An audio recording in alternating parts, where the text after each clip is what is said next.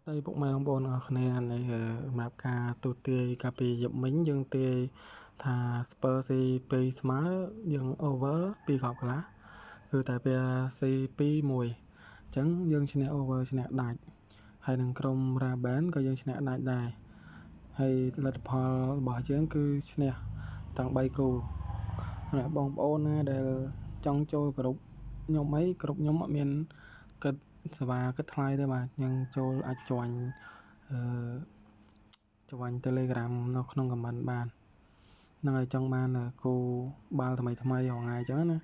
ខ្ញុំវិភាគឲ្យវាមិនច្បាស់ទេតែអាចនឹង 90% ដែលអាចយើងលេងឈ្នះបានលុយអញ្ចឹងណាសម្រាប់បងប្អូនណាដែលគាត់ភ្នាល់បាល់រាល់ថ្ងៃហើយគាត់អត់ដែលឈ្នះឬគាត់អត់សូវចេះមើលគូបាល់សូវចេះមើលកីឡាករណាដែលឈឺក្រុមណាដែលមានកីឡាករល្អជាងអញ្ចឹងណាឬក៏វាស៊ីគ្នាក្នុងដីក្រៅដីឬក៏វាទុកជើងលេងនៅពៀនផ្សេងទៀតអញ្ចឹងណាហ្នឹងហើយបងប្អូនណាចង់ចូលគ្រប់ខ្ញុំអាចចូលបានហើយបើអត់ចូលទេក៏បងប្អូនអាច Subscribe YouTube ទៅខ្ញុំ upload វីដេអូបង្ហាញគូរាល់ថ្ងៃទៅបាទថ្ងៃ3គូ4គូអញ្ចឹងណា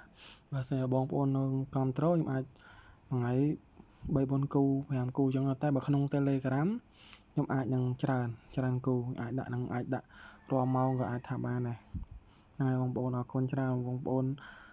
ចូលចិត្តលេងបាល់ភ្នាល់បាល់ឬក៏វិភាគអីអាចជួយ Subscribe ម្នាក់មួយទៅ